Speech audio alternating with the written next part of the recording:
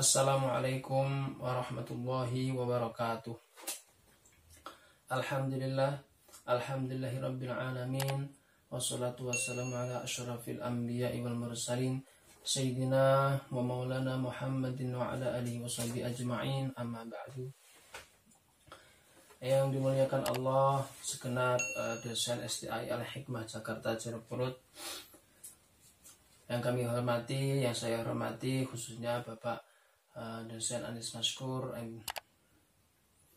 MPD selaku pengampu prodi mata kuliah metodologi studi Islam. Semoga selalu dalam naungan rahmat Allah Subhanahu wa taala.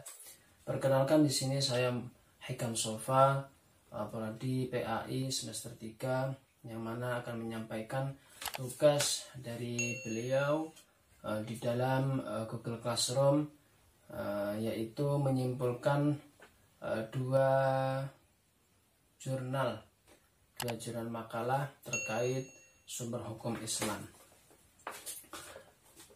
Tidak asing lagi bahwa kita umat Islam pastinya mengenal sumber hukum Islam kita, yaitu dari Al-Quran, Sunnah, Ijma' dan Qiyas.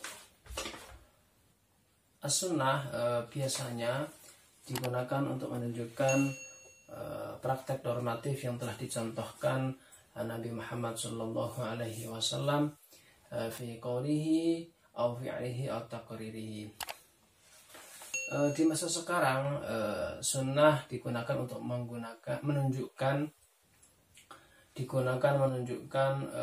kesesuaian para sahabat, tabi'in dan sesudahnya dengan Rasulullah SAW, sehingga perkataan, perbuatan yang sesuai dengan perilaku Rasulullah SAW dikatakan juga sesuai sunnah.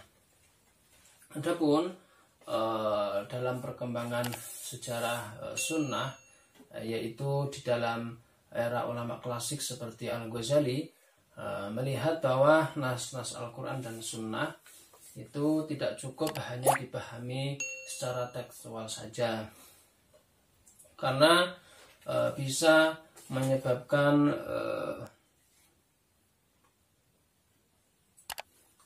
terbatasnya daya jangkau hukum.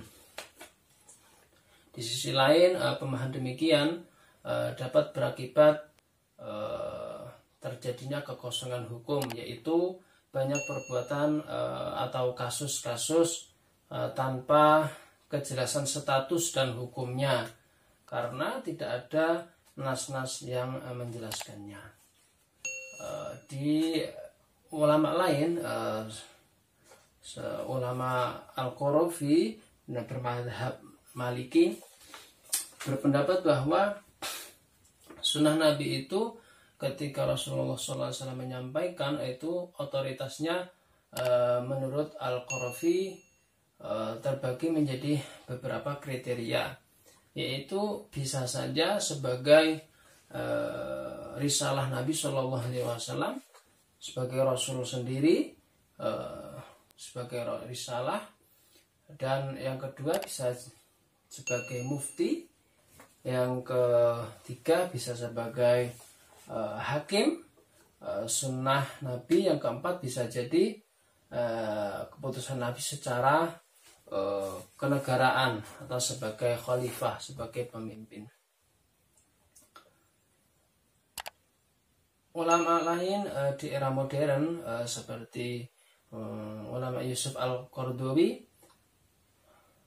berpendapat bahwa otoritas sunnah dari Nabi itu menurut beliau dibagi menjadi dua, ya.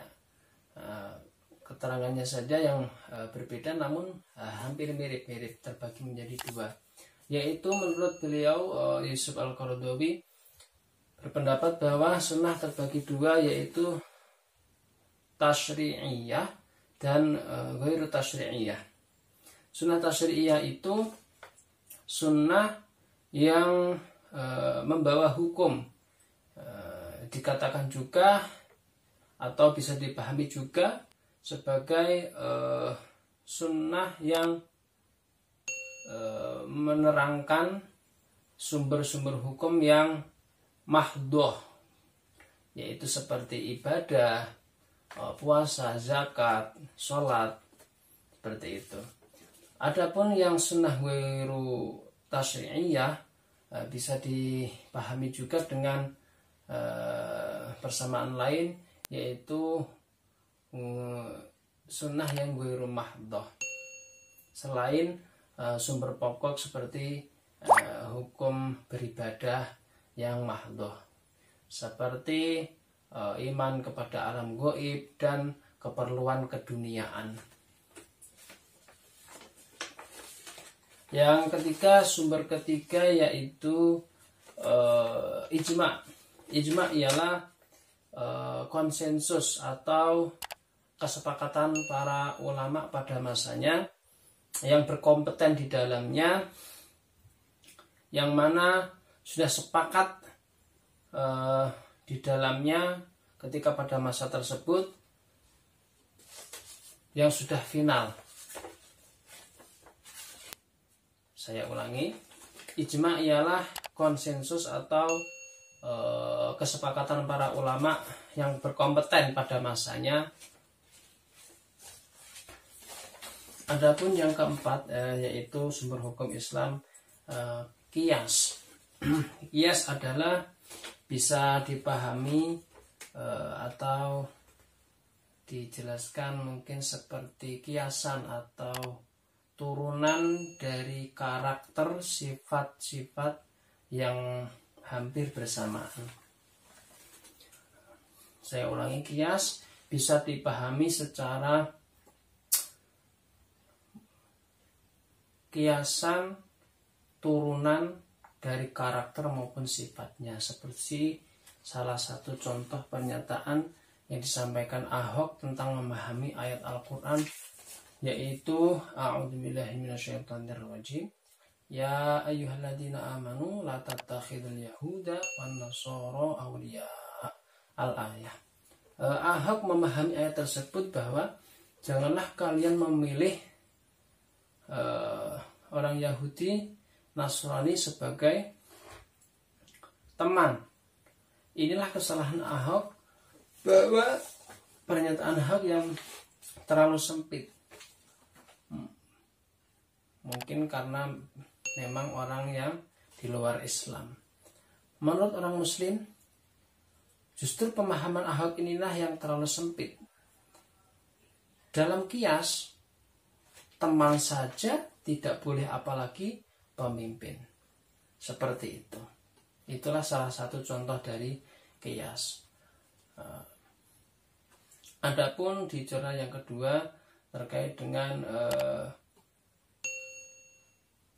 Fazlur Rahman, di jurnalnya saya menggarisbawahi bahwa inti pokok bahasanya adalah pokok bahasan nas-nas Al-Quran, as-sunnah itu harus dapat dipahami, bukan hanya cukup secara tekstual, namun harus perlu benar-benar ditempatkan dengan sesuai inti pokok problemnya. Seperti itu.